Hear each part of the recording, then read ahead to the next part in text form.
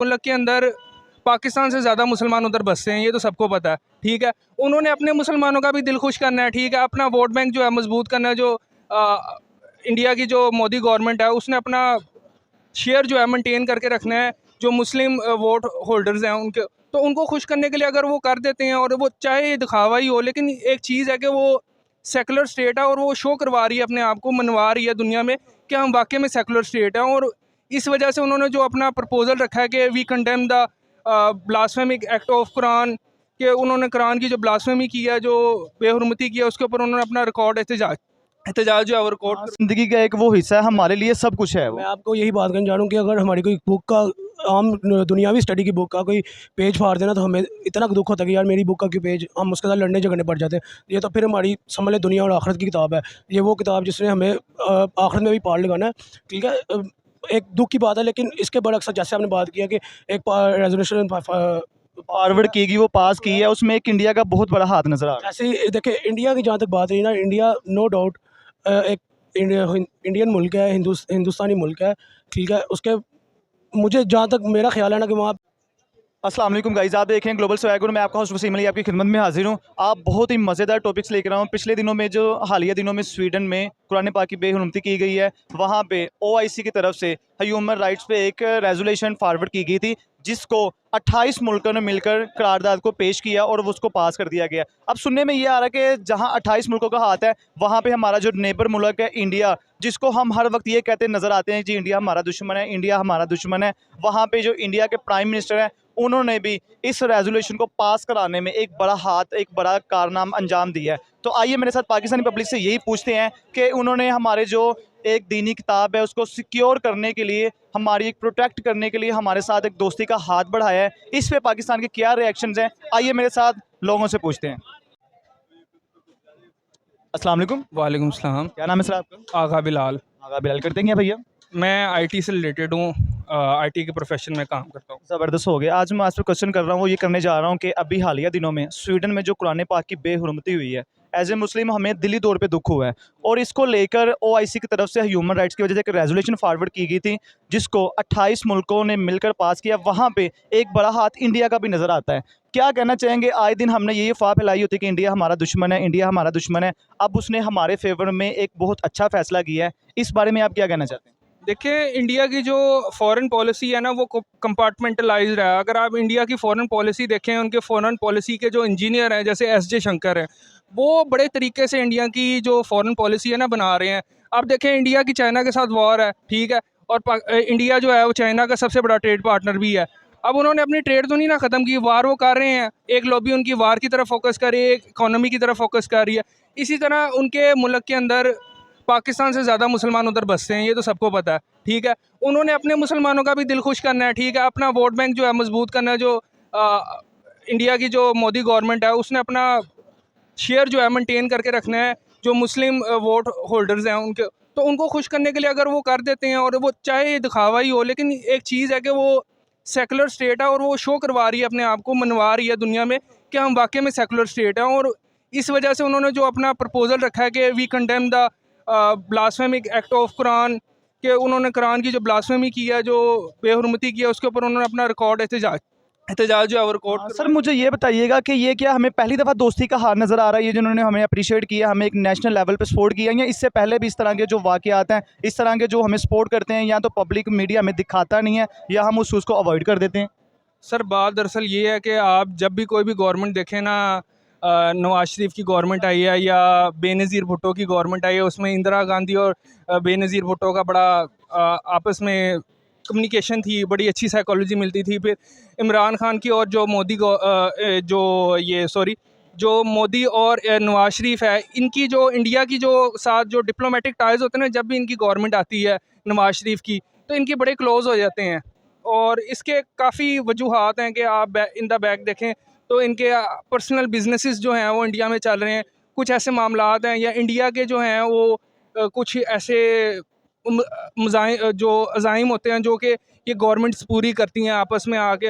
और दूसरी बात ये है कि एक वार की जो सिचुएशन है वो क्रिएट रहती है। दोनों मुल्क की जो नेशंस होती हैं वो देख रही होती हैं कि वार हो रही है, और इसी की आड़ में जो है ना, आप दोनों मुल्क जो हैं वो असले के ऊपर पैसा लगाए जा रहे हैं बेबहा। यही अगर ये दोस्ती की तरफ हाथ बढ़ा लें, जो पैसा आपका असले के ऊपर लगना है, वेपन्स के ऊपर लगना है, वही आप एजुकेशन सेक्टर के ऊपर लगाएं, वही आप हेल्थ सेक्टर के ऊपर लगाएं, वही आप डेवलपमेंट करें, आपका मुल्क जो और तरक्की करेगा, प्रोग्रेस करेगा। इसी तरक्की और सर मुझे ये बताइएगा कि इस हवाले से जिन्होंने हमारी नेशनल लेवल पे सपोर्ट की है, आप इंडिया का कुछ कहना चाहते हैं, इंडिया के जो प्राइम मिनिस्टर है उनको कुछ कहना चाहते हैं, थैंक्स या कुछ भी? देखिए, इंडिया के जो प्राइम मिनिस्टर है ना, मैंने आपको पहले भी कहा था, उनकी जो डिप्लोमेसी है, जो फॉरेन पॉलिसी है ना, वो अपने मुल्क से जो है वो बहुत यानी कि फुल कंपैटिबिलिटी रखती है, पूरी ऑप्टिमम रिजल्ट ला के देती है। वो पॉलिसी ऐसी है, उन्होंने अपने मुल्क के लिहाज से किया। बात ये है कि हमारे मुल्क ने क्या किया है। आया कि हमारे मुल्क में स्वीडन की एम्बेसी जो है वो बंद हुई है। स्वीडन के जो एम्बेसडर था उसको बुला के रिकॉर्ड जो एहतजाज है वो रिकॉर्ड कराया गया है। कुछ स्वीडन के हकाम बाला जो हैं उनको गिरेबान से पकड़ के झंझोड़ा गया है कि आप फ्रीडम ऑफ स्पीच के नाम पे जो लोगों का जो पर्सनल फीलिंग्स हैं वो मजरूह कर रहे हैं। उसके ऊपर कुछ उनसे सवाल जवाब हुए हैं। वैसे तो पूरा आलमी मीडिया जो है वो होलोकॉस्ट के ऊपर क्वेश्चन उठा देता है, फुल स्टॉप लगा देता है कि आपने इस पे बात नहीं करनी। तो मुसलमानों की जो जो दिली एहसासात हैं और जो मोहब्बत है अपने नबी और अपने दीन से रिलेटेड, उसको जब कोई हर्ट करता है, उनको जो मजरूह करता है, उनके ऊपर कोई क्वेश्चन क्यों नहीं उठाता? सर साथ साथ मुझे ये बताते जाइएगा, स्वीडन से पहले अगर देखा जाए तो सफ़ीर जो है वहाँ का जो है सॉरी फ्रांस का जो था, ठीक है, वहाँ पे भी कुरान पाक की बेहरमती की गई थी। इस चीज़ को आप क्यों समझते हैं? आए दिन मुसलमानों के साथ ये जो ज़्यादतियाँ हो रही हैं, इनको आप किस तरह समझते हैं? किस चीज़ की कमी है? इल्म की कमी है, एजुकेशन की, कि आए दिन कोई भी मुल्क उठ के जो है हमारे ऊपर ये ज़्यादती कर देता है? सर, असल वजह जो है ना, आपके अंदर शऊर की कमी है। शऊर आता है पढ़े लिखे इंसान में। अब मैं लाहौर का रहने वाला हूँ, लाहौर का रिहायशी हूँ। आप देखें, लाहौर के अंदर पिछले 20 सालों में, मेरी उम्र 26-27 साल है, मैंने अपनी होश में कोई नई यूनिवर्सिटी बनते नहीं देखी। जब पाकिस्तान में मार्शल लॉ लग रहे थे, तब उधर इंडिया के अंदर जो पंडित जवाहरलाल नेहरू हैं, सरदार वल्लभ भाई पटेल हैं और दूसरे तीसरे जितने भी उनके रिनाउंड पॉलिटिशियंस हैं, वो जाके आईआईटीज़ के कैंपस की इनाग्रेशन कर रहे थे। Indian institute of information and technology, आपने देखा होगा, ये 3 इडियट्स में भी आईआईटी का नाम आता है, ठीक है। उन्होंने 60s-70s की दिहाई में वो यूनिवर्सिटीज़ बनाई और 80 और 90 की दिहाई में उनके पास वर्ल्ड रिनाउंड इंजीनियर्स आए, ठीक है। आप ये जितना भी गूगल का सीईओ देख लें, यूट्यूब का, जितने भी सारे इंडिया से बिलोंग करते हैं। इंडियन से, इस वक्त आपकी सिलिकॉन वैली जो है उसके अंदर इंडियंस छाए हुए हैं। वजह ये है कि उनके पास स्किल्ड लेबर है। उनके पास हमारी तरह बेलचा लेबर नहीं है जो सऊदी अरब में जाके 20-30 साल घिसाएगी, ठीक है, 2-2, 3-3, 4-4, 5। मैं उनको डिस्करेज नहीं करना चाह रहा, वो करना चाहता, वो भी मेहनती लोग हैं। लेकिन अगर यही हमारे पास स्किल्ड लेबर होती, जहाँ पे आप 5-6 हज़ार रियाल पर ईयर या पर मंथ भेज रहे हैं, आप वही 1-2 लाख रियाल भेजते। अब न्योम सिटी बन रहा है, अगर पाकिस्तान के पास स्किल्ड लेबर होती, आईटी के प्रोफेशनल्स होते, वो जाके उधर काम करते। इस वक्त इंडिया छाया उधर। आप देखें, जो MBS है, मोहम्मद बिन सलमान है, उसने न्योम सिटी जो है उसका आइडिया दिया है। उधर आप जाके देखें, जितने भी जॉब टेंडर्स ओपन हुए हैं वो सारे इंडियंस जाके उनको ऑक्यूपाई कर रहे हैं। बीइंग पाकिस्तानी मलामत फील होती है कि भाई, हम पाकिस्तानियों के अंदर पोटेंशियल है, टैलेंट है, सब कुछ है, लेकिन हम तलीम की वजह से मारे जाते हैं। अब ये देख लें, अरफा करीम थी, सितारा बरूच थी, कैसे कैसे हीरे, नायाब हीरे थे, जौहर थे हमारे पास, वो बिल्कुल मिट्टी में कूड़ा होके ख़त्म हो गए, कोई फ़ायदा नहीं हुआ। पाकिस्तान ने उनको कैश नहीं किया। इसी तरह इंडिया में देखें आप, इंडिया के अंदर जितने भी उठते हैं बंदे, वो जाते हैं अमेरिका, जाते हैं दुबई, जाते हैं उधर जाके बस जाते हैं, उधर जाके 5-5, 6-6 और बंदे ला के अपने साथ भर्ती करवाई जा रहे हैं। और उसका ये नुकसान होता है कि एक इंडियन जहाँ पे जाके जिस कंपनी में, इंटरनेशनल फर्म में, MNC में टिक जाता है, वो किसी पाकिस्तानी को घुसने नहीं देता अपने साथ। जी, बहुत शुक्रिया, थैंक यू सो मच। सलाम। क्या नाम है आपका? अवैस। कहते हैं कि अवैस? मैं स्टूडेंट हूँ। स्टूडेंट हैं। अच्छा, एज ए मुस्लिम आपको ये तो पता होगा, स्वीडन में ये पिछले दिनों में जो कुरान पाक की बेहुरमती की गई है, उस हवाले से एज ए मुसलमानों को बहुत दुख पहुंचा है पूरे ऑल ओवर वर्ल्ड में, ठीक है। इस हवाले से OIC की तरफ से एक रेजोल्यूशन फॉरवर्ड की गई थी जो कि पास हुई है, और उसको पास कराने के साथ साथ जहाँ 28 मुल्क नज़र आ रहे हैं, वहाँ पे एक मुल्क इंडिया भी है।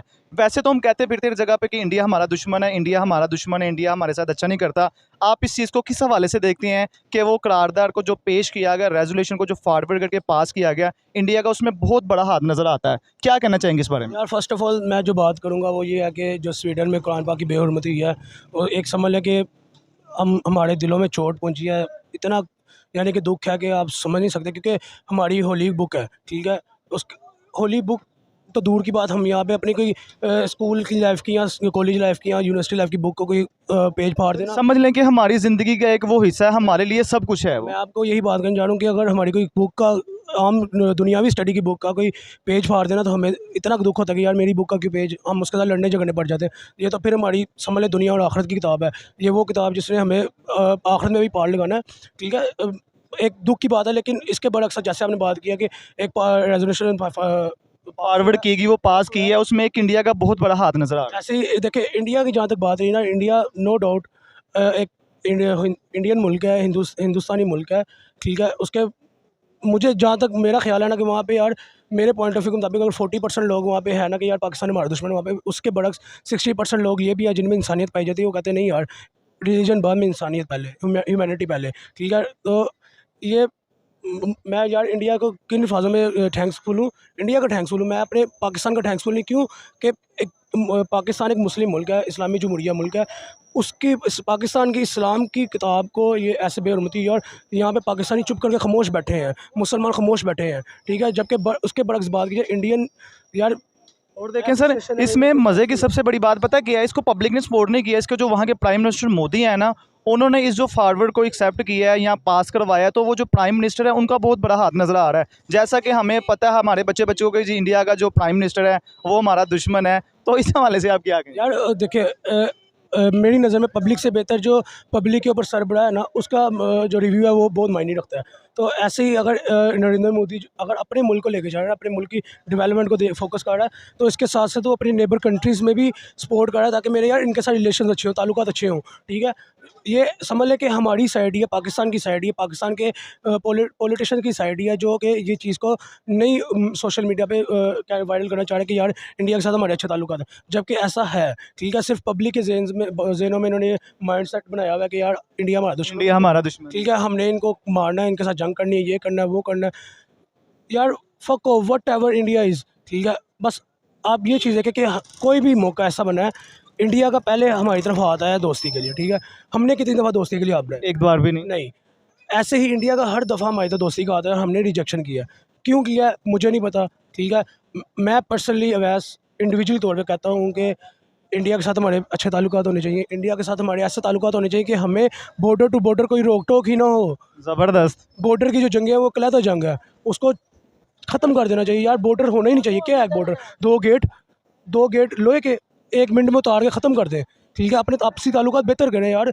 सिर्फ यही नहीं कि पाकिस्तान के मुफाद के लिए, सिर्फ यही नहीं कि इंडिया के मुफाद के लिए, इसलिए कि ह्यूमैनिटी फ़र्स्ट, इंसानियत फ़र्स्ट। पहले इंसानियत को पहले देखें, इंसानियत को आगे रखें। इंसानियत का मुद्दा, जब आप टेबल टॉक करने बैठे, कॉन्फ्रेंसेस में बैठे, तो पहले आप पेपर रखें जिसके अंदर इंसानियत का मुद्दा हो कि यार हम, ठीक है, माना रिलीजन में चेंज है, हम मुसलमान हैं, वो हिंदू हैं, माना हमारे ज़मीन आसमान का फ़र्क है दोनों मुल्कों में, ठीक है, डेवलपमेंट में ज़मीन आसमान का फ़र्क है, ओ भाई लेकिन है तो इंसान ही ना, वो भी इंसान, हम भी इंसान। जी बहुत शुक्रिया, थैंक यू सो मच।